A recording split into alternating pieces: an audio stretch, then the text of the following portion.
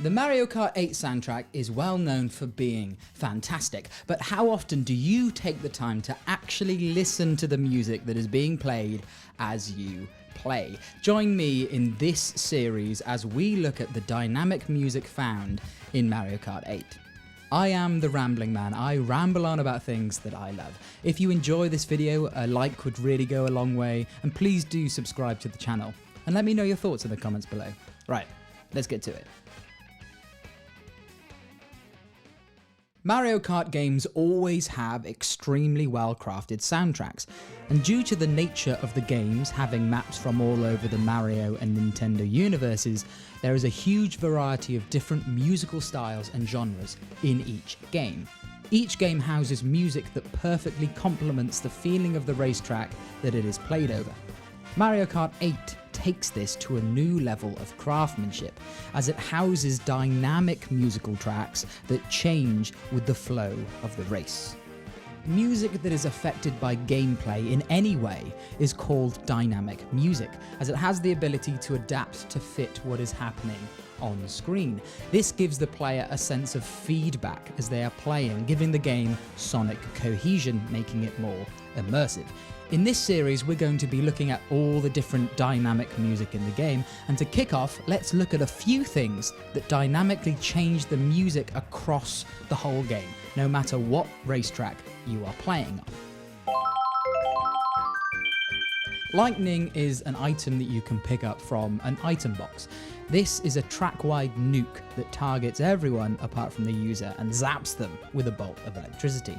This instantly makes them slightly spin out, lose their items, but most importantly, it shrinks them down to a smaller size. When they are smaller, they are much slower and are also prone to being run over, becoming squished, which will slow them down even more. It's an iconic item of the Mario Kart franchise, and it's a great recovery tool for anyone who is towards the back of the race. The thing that gives this item even more of a presence in the game is how it affects the music. After being shocked, whatever music is being played will suddenly change. The music becomes distorted and warped, with this large vibrato being applied to it.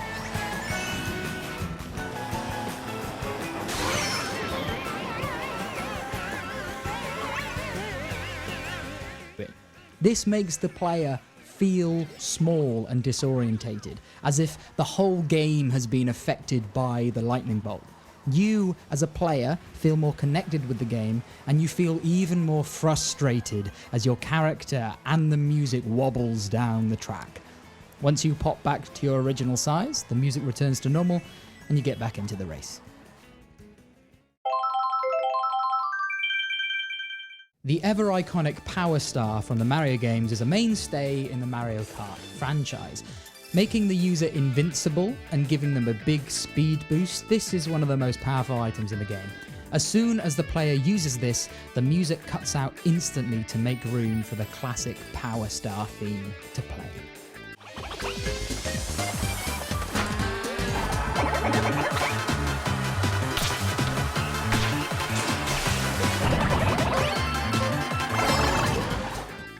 This theme empowers the player with its jumping bassline driving underneath the staccato chords, as they are given the short-term ability to play as recklessly as they want, taking out other players and driving off-road with no issues.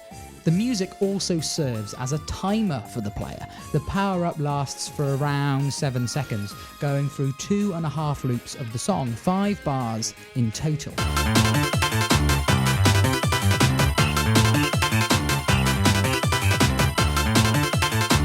This is a great device that informs the player as to when the power-up will end, helping them to put themselves into the right position for when the power-up subsides. It is a great item that's made even better by its musical implementation.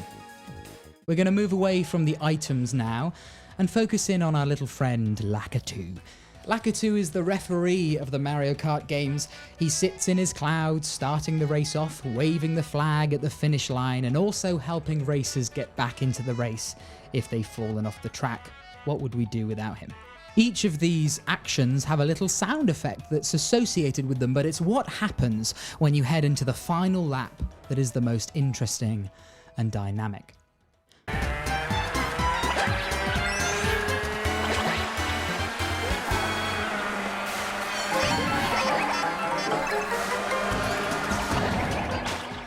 As soon as you start the third lap, the music that has already been playing cuts out for this. This signifies that you're on the last lap.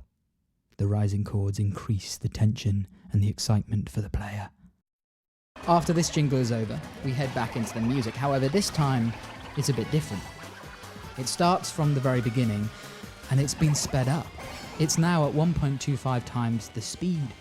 The music is now faster and more frantic, reflecting the feeling of the racers as they race through the final lap. By now, you've had 2 laps to get accustomed to the music that is played.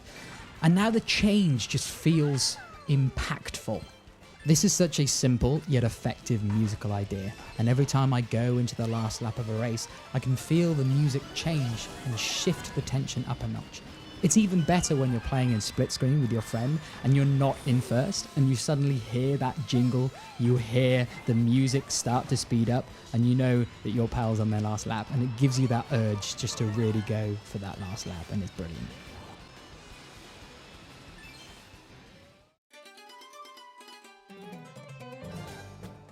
Now, this is a feature that I genuinely didn't know was in the game until about a week ago, and it's called Frontrunning. In Mario Kart 8, there is a variation of every single piece of music called a front-running variation. This variation is played, well, whenever the player is in first place.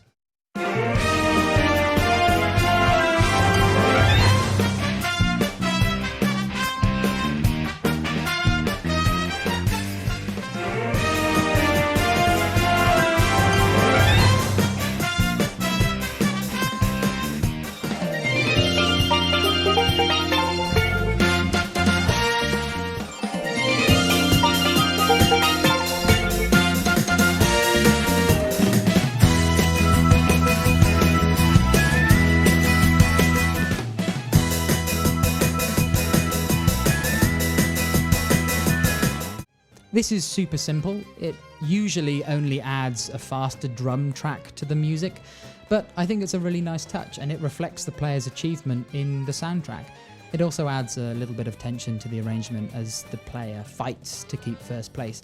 I mean, the fact that I didn't know this was in the game just says that maybe I'm not paying attention, but yeah, it's just a nice little touch that I found as I was researching for this video.